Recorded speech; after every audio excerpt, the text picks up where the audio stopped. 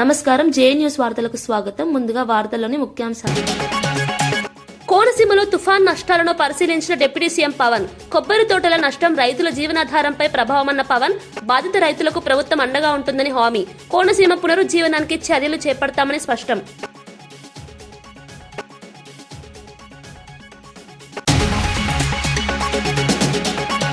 నీళ్ల అంశంలో ప్రజలను తప్పుదోవ పట్టిస్తున్నారని హరీష్ రావుపై విమర్శ.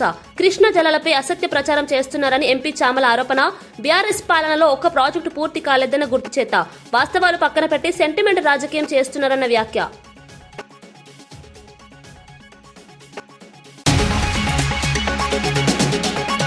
స్థానిక ప్రజాప్రతినిధుల అభిప్రాయం తర్వాతనే రుషికొండ భవనాలపై ప్రభుత్వ నిర్ణయం ఉంటుందని ఎమ్మెల్యే గంటా శ్రీనివాసరావు. ఈ మేరకు BJP MLA Vishnukumar Raju సూచించారన్న Ganta. Museum, ఆధ్యాత్మిక కేంద్రం, రిసార్ట్స్ తదితర అవసరాలకు వినియోగించాలని పలు సంస్థలు ప్రతిపాదనలు చేశాయన్న గంటా.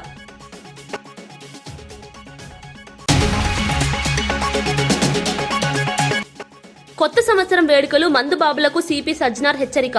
మద్యం తాగి వాహనాలతో రోడ్లపైకి వస్తే ఉపేక్షించేది లేదన్న సజ్జనార్. భారీ జరిమానాతో పాటు వాహనాలను జప్తు చేస్తామని హెచ్చరిక. ర్యాష్ డ్రైవింగ్, న్యూసెన్స్ చేస్తే కఠిన చర్యలు ఉంటాయన్న సజ్జనార్. కొడాలి నాని, వల్లభనేని వంశీ నా మాట వినలేదు, అందుకే ఈ కష్టాలు అన్న గోరంట్ల బుచ్చయ్య చౌదరి. విభజన సమస్యలను జగన్, కేసీఆర్ పరిష్కరించలేకపోయారన్న బుచ్చయ్య.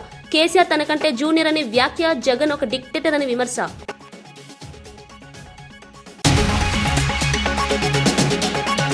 కొబ్బరి తోటలు లేని కోనసీమను ఊహించలేమని డిప్యూటీ సీఎం పవన్ కళ్యాణ్ వ్యాఖ్యానించారు. కేశవదాసు పాలెంలో తుఫాను ప్రభావంతో నేల కొరిగిన కొబ్బరి చెట్లను పరిశీలించిన ఆయన తీవ్రంగా కలత చెందారు.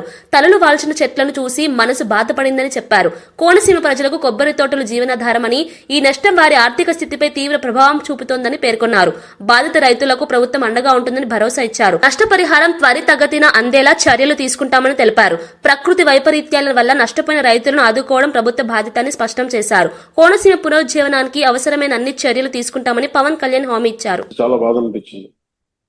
వెంటనే మంగళగిరి వచ్చి గౌరవ ముఖ్యమంత్రి గారికి తెలియజేసి వారికి 2 దశాబ్దాలు ఉన్న సమస్యను విన్నవించిన వెంటనే వారు కనీసం 40 రోజుల్లో ఏదో ఒక కన్స్ట్రక్టివ్ ఒక యాక్షన్ ప్లాన్ తీసుకోవాలి సార్ అని ఆయనకి రిక్వెస్ట్ చేస్తే ఆయన 45 రోజులు కాదని చెప్పి దాదాపు 34 రోజులు 35 రోజుల లోపే ఆయన మనకు కావాల్సిన 20,77 లక్షలతోటి ఈ రోజున ఈ డ్రెడ్జింగ్ పనులు ప్రారంభించడం, 8 కిలోమీటర్ల వరకు పూడిక తీయడం, 14.5 కిలోమీటర్లు గట్ల నిర్మాణం చేపట్టబోతున్నాం.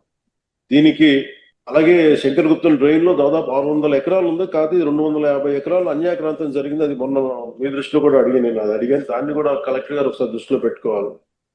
ఈ రోజున మనం ఇంత ఆనందంగా ఇంత సమర్థవంతంగా చేయగలుగుతున్నామంటే దీనికి ముందుగా మనం కృతజ్ఞతలు తెలుపుకోవాల్సింది గౌరవ ముఖ్యమంత్రి శ్రీ నారా చంద్రబాబు నాయుడు గారు. హైదరాబాద్ నగరంలో డ్రంక్ అండ్ డ్రైవ్ కు పూర్తిగా అడ్డుకట్ట వేయాలని పోలీసులు కఠిన నిర్ణయం తీసుకున్నారు.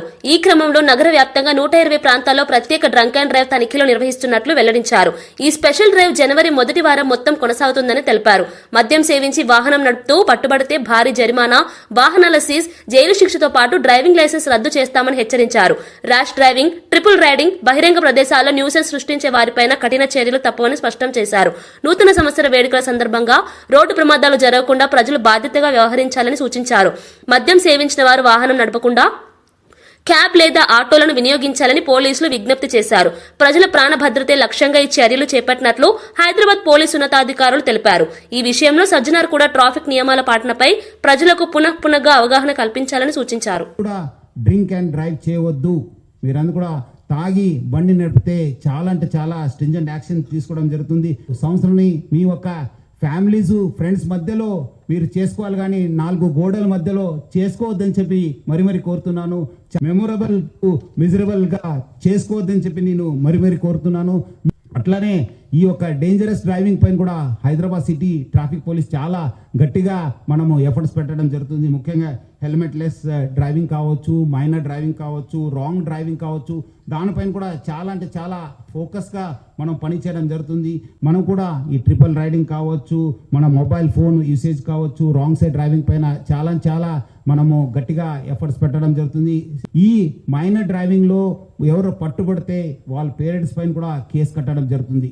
మీరేదో వాళ్ళు అడుగుతున్నారు, మాకు ఇబ్బంది పెడుతున్నారంటే వాళ్ళకి ఏదో జాయ్ఫుల్ రైడ్ కోసం మీరు కీ ఇస్తే మీరు కూడా లోపల వెళ్ళాల్సి వస్తుంది, మీ పైన కూడా కేసు వస్తుంది. సో ఎవరు కూడా పేరెంట్స్ ముఖ్యంగా పిల్లలకి చేతికి కీ ఇవ్వద్దు. డ్రైవింగ్ లైసెన్స్ వచ్చిన తర్వాతనే మీరు వెహికల్ ఇవ్వాలని చెప్పి కోరుతున్నాను. జిల్లా సమీపంలోని గట్టమ్మగుట్ట అభివృద్ధి పనులను మంత్రి సీతక్క పరిశీలించారు. గట్టమ్మగుట్ట దేవాలయాన్ని దర్శించుకుని న్యూ ఇయర్ వేడుకలకు తాడ్వాయికి రావాలని పర్యాటకులను ఆహ్వానించారు. ఈ ప్రాంతంలో అనేక పర్యాటక ప్రాంతాలు ఉన్నాయని తెలిపారు. ఇటీవలే బ్లాక్ బెర్రీ ఐలాండ్ ప్రారంభించామని గుర్తు చేశారు.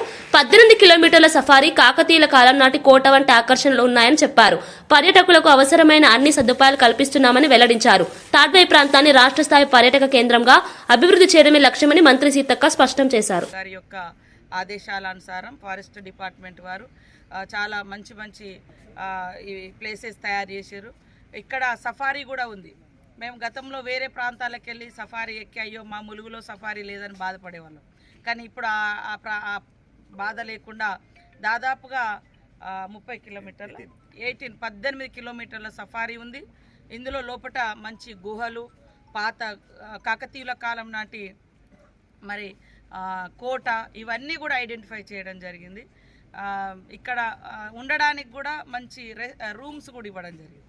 హాట్ వాటర్ కూడా మనకి ఇక్కడ అంటే స్నానాలకు కూడా మంచి వేడి నీళ్ళు కూడా చలికాలం ఇవ్వడానికి ఉంది.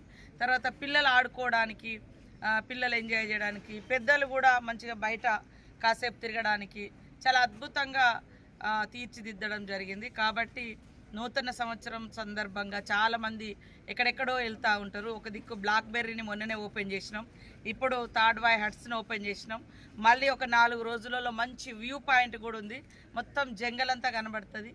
కోట 12వ శతాబ్దం నాటి కోట కూడా, అది కూడా. జనవరి 1 నుంచి 31 వరకు దేశవ్యాప్తంగా జాతీయ రోడ్డు భద్రతా మాసోత్సవాలు నిర్వహించనున్నట్లు రాష్ట్ర రవాణా శాఖ మంత్రి పొన్నం ప్రభాకర్ తెలిపారు. ఈ మాసోత్సవాల్లో ప్రతి ఒక్కరూ తప్పనిసరిగా పాల్గొని రహదారి భద్రతపై అవగాహన పెంచుకోవాలని ఆయన విజ్ఞప్తి చేశారు. అన్ని జిల్లాలు, మండలాలు, గ్రామాల్లో రోడ్డు భద్రతా కార్యక్రమాలు చేపట్టనున్నట్లు చెప్పారు. రోడ్డు ప్రమాదాల వల్లే దేశంలో అధిక సంఖ్యలో మరణాలు సంభవిస్తున్నాయని అధికారిక లెక్కలు చెబుతున్నాయని మంత్రి గుర్తు చేశారు. ఈ పరిస్థితి మారాలంటే ప్రజల భాగస్వామ్యం అత్యంత అవసరమని అన్నారు. ప్రతి విద్యార్థి తమ తల్లిదండ్రులతో కలిసి రోడ్డు భద్రతా నిబంధనలు పాటిస్తామని హామీ పత్రం ఇవ్వాలని సూచించారు. ఒక హామీ పత్రం, రోడ్డు భద్రత వారోత్సవాలు, రోడ్డు భద్రతను పాటిస్తామని ఒక హామీ ఇవ్వండి. అదేవిధంగా ప్రతి పాఠశాల రోడ్డు భద్రతకు సంబంధించినటువంటి ఒక క్లబ్లో జాయిన్ కాండి. రవాణా శాఖ తరఫున సూచనలు పాటించండి. హెల్మెట్ ధరించండి, మద్యం దాగి నడపకండి. అదేవిధంగా రోడ్డు సిగ్నల్స్ను, జబ్రా లైన్స్ను కరెక్ట్గా పాటించండి. రాంగ్ రూట్లో ప్రయాణం చేయకండి. అతివేగం మంచిది కాదు, త్రాగి నడపడం మంచిది కాదనేటువంటి ప్రధాన సూత్రాలతోటి ఒక ప్రాణం విలువను చెప్పే ప్రయత్నం చేస్తూ ఉంది రవాణా శాఖ. నిన్న కూడా రాష్ట్ర తెలంగాణ పోలీస్ శాఖ చనిపోయిన వాళ్ళ సంఖ్యలో మరణాలు రోడ్డు యాక్సిడెంట్ల వల్లనే ఎక్కువ చనిపోయినటువంటి సంఖ్య చెప్తున్నటువంటి పరిస్థితి దృష్ట్యా రవాణా శాఖ తీసుకునే ఈ కార్యక్రమం లోపల రాష్ట్ర వ్యాప్తంగా ప్రజాప్రతినిధులు, అధికారులు, ప్రజలు, విద్యార్థులు అందరూ కూడా భాగస్వామ్యమై రోడ్డు భద్రతా మాసోత్సవాల లోపల మీ భాగస్వామ్యాన్ని ఇచ్చి ప్రాణాలకు రక్షణగా, ప్రజలకు ఒక మంచి రహదారి రక్షణ ఉండే విధంగా భాగస్వాములు కావాలని రాష్ట్ర రవాణా శాఖ మంత్రి ప్రజలందరికీ విజ్ఞప్తి చేస్తా ఉన్నాను. ఆంధ్రప్రదేశ్లో పాస్టర్లకు 12 నెలల గౌరవ వేతనాన్ని విడుదల చేయడంపై కాకినాడలో సంబరాలు నిర్వహించారు. కూటమి ప్రభుత్వం తీసుకునే నిర్ణయానికి కృతజ్ఞతగా థ్యాంక్ యూ సీఎం సార్ కార్యక్రమం చేపట్టారు. క్రిస్టియన్ కౌన్సిల్ ఆంధ్రప్రదేశ్ రాష్ట్ర అధ్యక్షుడు పాస్టర్ మోసా అబ్రహాం ఆధ్వర్యంలో ఈ కార్యక్రమం నిర్వహించారు. మతపరమైన సేవలు అందిస్తున్న పాస్టర్లకు గౌరవ వేతనం ఇవ్వడం ఎంతో అవసరమని నాయకులు పేర్కొన్నారు. ఈ నిర్ణయం వల్ల వేలాది పాస్టర్ల కుటుంబాలకు భరోసా కలిగిందని తెలిపారు. మతాల మధ్య సమానత్వం, సామాజిక సమరసతకు ఇది నిదర్శనమని వారు అభిప్రాయపడ్డారు. కూటమి ప్రభుత్వం అన్ని వర్గాల సంక్షేమానికి కట్టుబడి ఉందని ఈ సందర్భంగా స్పష్టం చేశారు. పాస్టర్ల సేవలను గుర్తించిన ప్రభుత్వానికి కృతజ్ఞతలు తెలిపారు. అందుకు కృతజ్ఞతగాను ఈరోజు ఈ యొక్క ప్రెస్ మీట్ ఏర్పాటు చేసి ముఖ్యమంత్రి వర్యులు నారా చంద్రబాబు నాయుడు గారికి, అలాగే డిప్యూటీ ముఖ్యమంత్రి వర్యులు పవన్ కళ్యాణ్ గారికి, అలాగే మా ప్రియమిత్రులు ఈ యొక్క పథకం అమల్లోనికి రావడానికి ముఖ్య కారకులు యువగలం పాదయాత్రలో వారు గౌరవవేతనం అనే పథకాన్ని తిరిగి అమల్లోకి తీసుకొస్తామని మాటిచ్చారు. ఆ మాటను ప్రకారంగానే ఈ గౌరవవేతన అమల్లోకి తీసుకొచ్చిన నారా లోకేష్ గారికి ప్రత్యేకమైన ధన్యవాదాలు తెలియజేస్తున్నాం సేవకులందరి పక్షంగా. ఈరోజు రాష్ట్రంలో వివిధ విషయాల్లో నారా లోకేష్ గారు స్పందిస్తూ ఉన్నారు. చాలా ఘనమైన స్థాయిలో స్పందిస్తున్నారు. ఏ సమస్యను వారి దృష్టికి తీసుకువెళ్ళినా ఆ సమస్యను వెంటనే, ముఖ్యంగా సమస్య అనేది క్రైస్తవుల పక్షంగా జరిగే వివిధ కారణాల వల్ల జరిగే సమస్యలన్నింటినీ తీసుకెళ్లడం జరుగుతూ ఉంది. వాటన్నిటిని స్పందించి లోకేష్ గారు, కొడాలి విజయ్ గారు, చంద్రబాబు గారు ఈ విషయాల్లో ముందుకొచ్చి ఈ కార్యక్రమంలో ముందుంటున్నారు. మరి మేము అడిగిన ప్రతి అంశాన్ని వారు ముందుకు తీసుకురావడం జరిగింది. మొన్న కూడా 22వ తారీఖున చంద్రబాబు గారితో ఒక 3 నిమిషాలు వారితో కలిసి మాట్లాడడానికి కొడాలి విజయ్ గారు నాకు ఈ అవకాశం కల్పించారు. మేమందరం ఈ విషయంలో మీకు తెలియజేసింది ఏంటంటే సార్, రాష్ట్రంలో ప్రతి పాస్టర్ గారికి కూడా మీ వెనకాల ఉన్నామని, రాష్ట్ర ప్రభుత్వం కొరకు ప్రతిరోజు మేము మీ కొరకు ప్రార్థన చేస్తున్నామని విషయాన్ని మీకు తెలియజేస్తున్నాం. ఎందుకంటే రాష్ట్ర ప్రభుత్వం అభివృద్ధి మా బాధ్యత, ప్రార్థన కూడా ప్రభావితమైనది. మీరు చేసే ప్రయత్నానికి మా ప్రార్థన వెనువెంటనే ఉంది. ప్రతి నెల 1వ తారీఖున క్రిస్టియన్ కౌన్సిల్ ఆఫ్ ఆంధ్రప్రదేశ్ తరపున ఇక్కడే మేము ప్రార్థనలు జరిపిస్తున్నాం. రాష్ట్ర ప్రభుత్వం కొరకు, చంద్రబాబు కొరకు, లోకేష్ గారి కొరకు, పవన్ కళ్యాణ్ కొరకు, రాష్ట్రంలోని మంత్రులందరి కొరకు మేము ప్రార్థన చేయడం కూడా జరుగుతూ ఉంది. మరి ఈరోజు సేవకులు అందరం కలిసి మీకు కృతజ్ఞత తెలపడానికి, కేక్ కట్ చేసి ఈ థ్యాంక్స్ గివింగ్ చెప్పడానికి మేము ఈ ఏర్పాట్లు మేము చేసుకున్నాం sir. Thank you CM sir, thank you CM sir, thank you Lokesh sir, thank you. Kodad lockup death ఘటనపై మంత్రి ఉత్తమ్ కుమార్ రెడ్డి ఇప్పటి వరకు స్పందించకపోవడాన్ని ఎంఆర్పీఎస్ వ్యవస్థాపక అధ్యక్షుడు మందకృష్ణ మాదిగ తీవ్రంగా తప్పుబట్టారు. ఇది దళితులపై జరుగుతున్న అన్యాయానికి నిదర్శనమని ఆయన వ్యాఖ్యానించారు. బాధిత కుటుంబానికి న్యాయం చేయాలంటే ప్రభుత్వం వెంటనే స్పందించాలని డిమాండ్ చేశారు. లాకప్ డెత్లపై కఠిన చర్యలు తీసుకోకపోతే ఇలాంటి ఘటనలు పునరావృతమవుతాయని హెచ్చరించారు.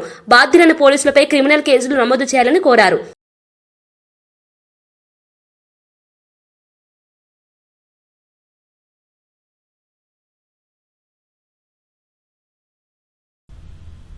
నేరుగా నేను ఉత్తమ్ కుమార్ రెడ్డి గారి దృష్టికి తీసుకొచ్చా. ఎమ్మెల్యేనే సురేష్ రెడ్డిని కాపాడుతుంది అని ఆమె ముందే చెప్పా.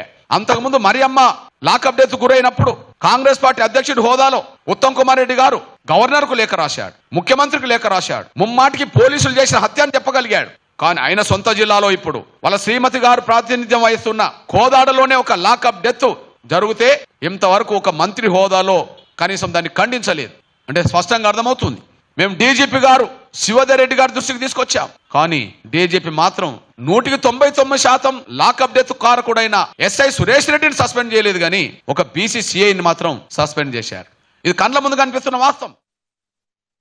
2 దశాబ్దాల తర్వాత కడపలో టీడీపీ జెండా ఎగురుతోందని టీడీపీ ఎమ్మెల్యే మాధవిరెడ్డి పేర్కొన్నారు. కడప ప్రజల రుణం తీర్చుకోవాలనే సంకల్పంతో కూటమి ప్రభుత్వం ప్రత్యేక దృష్టితో పనిచేస్తుందన్నారు. కడప నగరానికి శాశ్వత తాగునీటి సమస్యకు పరిష్కారం చూపే దిశగా బ్రహ్మం సాగర్ నుంచి పైప్ లైన్ ద్వారా నీటిని తరలించే ప్రాజెక్టుకు టెండర్లు పూర్తయ్యాయని తెలిపారు.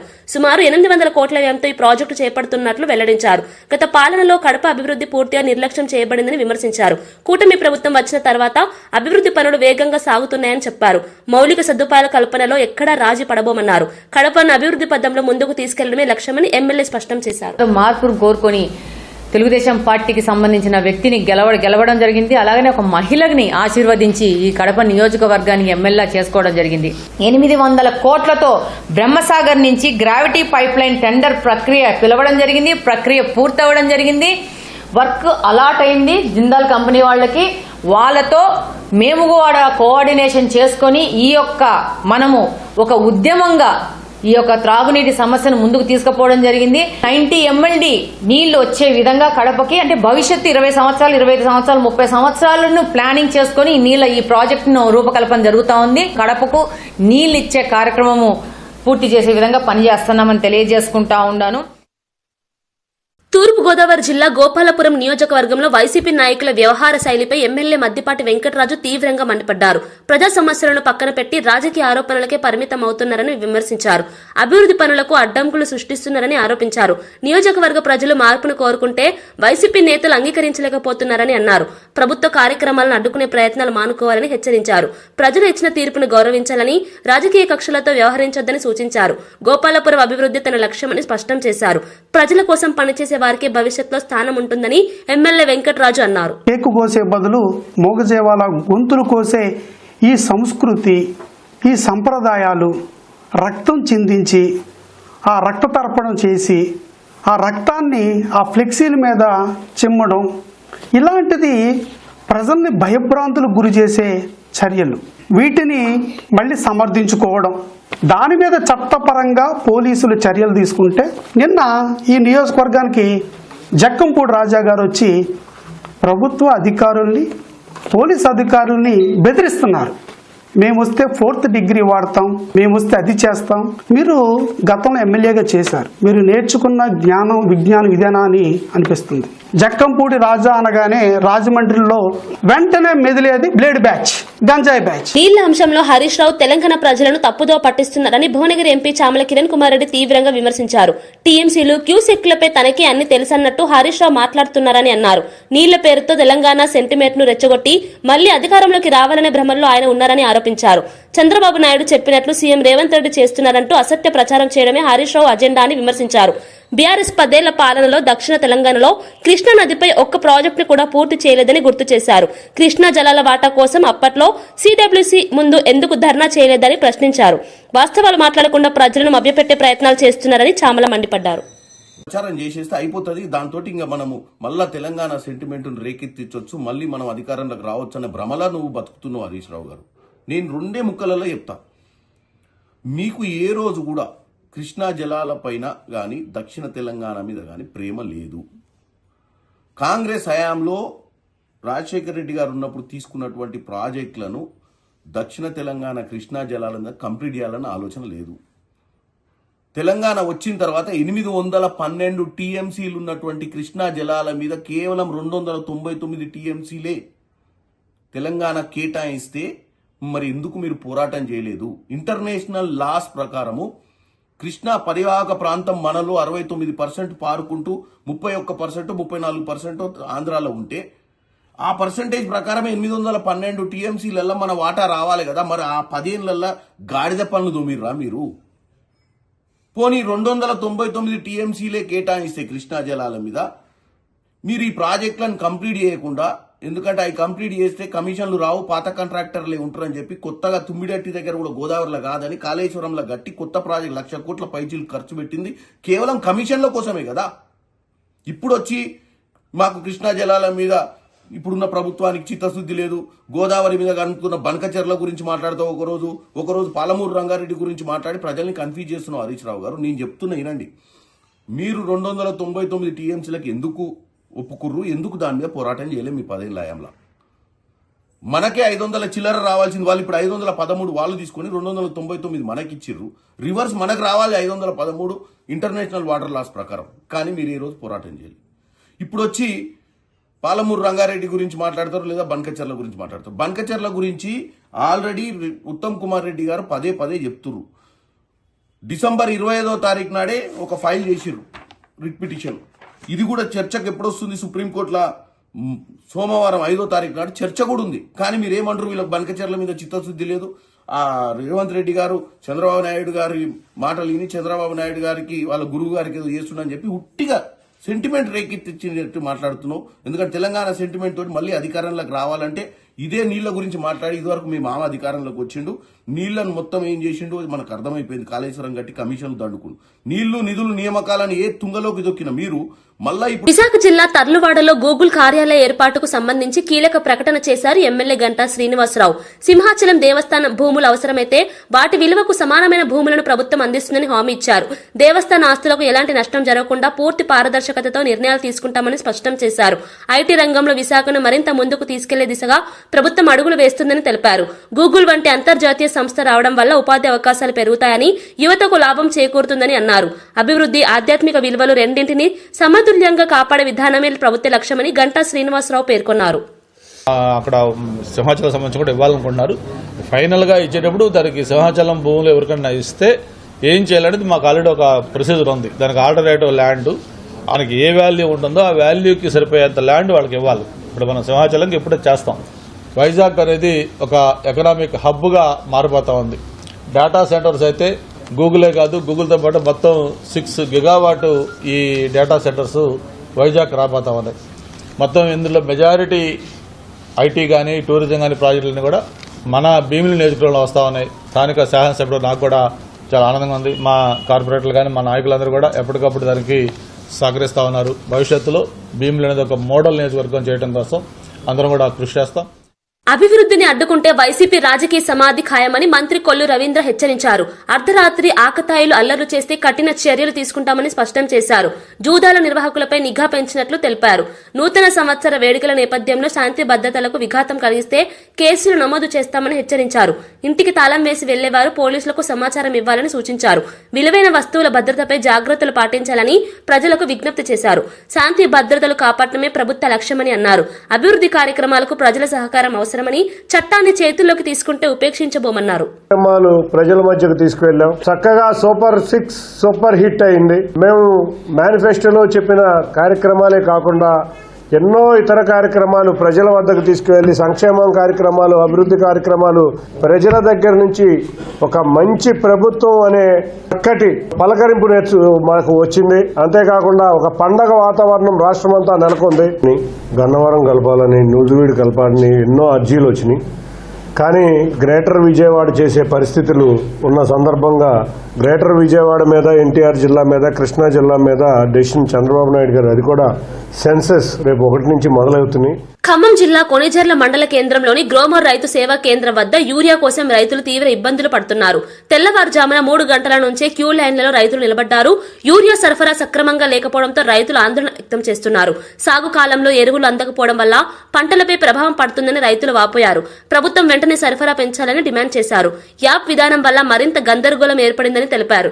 వ్యవసాయంపై ఆధారపడిన రైతులకు ఇది తీవ్ర సమస్యగా మారిందన్నారు. యూరియా కొరతను వెంటనే పరిష్కరించాలని అధికారులను కోరారు. మంత్రి సీతక్క స్పష్టం చేశారు.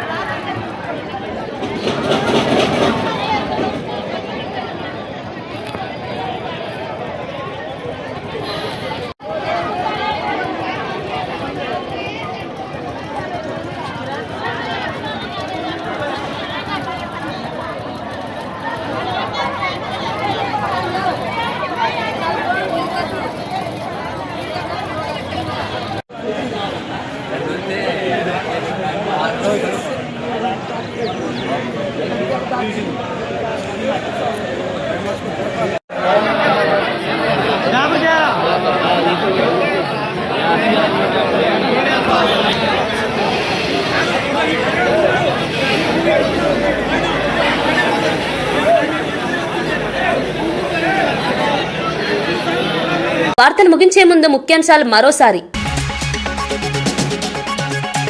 కోనసీమలో తుఫాన్ నష్టాలను పరిశీలించిన డిప్యూటీ సీఎం పవన్. కొబ్బరి తోటల నష్టం రైతుల జీవనాధారంపై ప్రభావమన్న పవన్. బాధిత రైతులకు ప్రభుత్వం అండగా ఉంటుందని హామీ. కోనసీమ పునరుజ్జీవనానికి చర్యలు చేపడతామని స్పష్టం.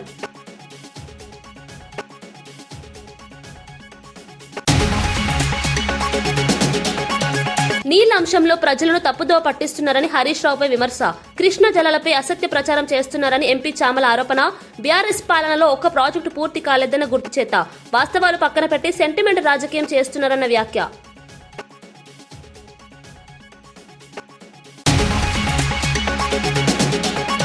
స్థానిక ప్రజాప్రతినిధుల అభిప్రాయం తర్వాతనే రుషికొండ భవనాలపై ప్రభుత్వ నిర్ణయం ఉంటుందని ఎమ్మెల్యే గంటా శ్రీనివాసరావు. ఈ మేరకు BJP MLA Vishnukumar Raju సూచించారన్న Ganta. Museum, ఆధ్యాత్మిక కేంద్రం, రిసార్ట్స్ తదితర అవసరాలకు వినియోగించాలని పలు సంస్థలు ప్రతిపాదనలు చేశాయన్న గంటా.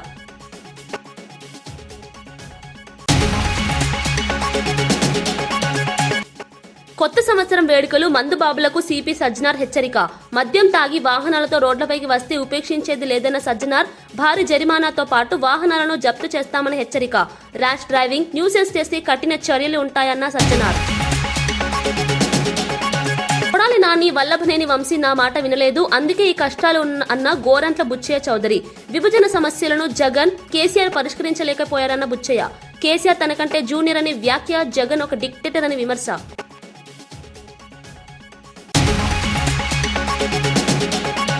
ఇవి ఈనాటి వార్తా విశేషాలు. మరో బులెటిన్లో మళ్ళీ కలుద్దాం. నమస్కారం.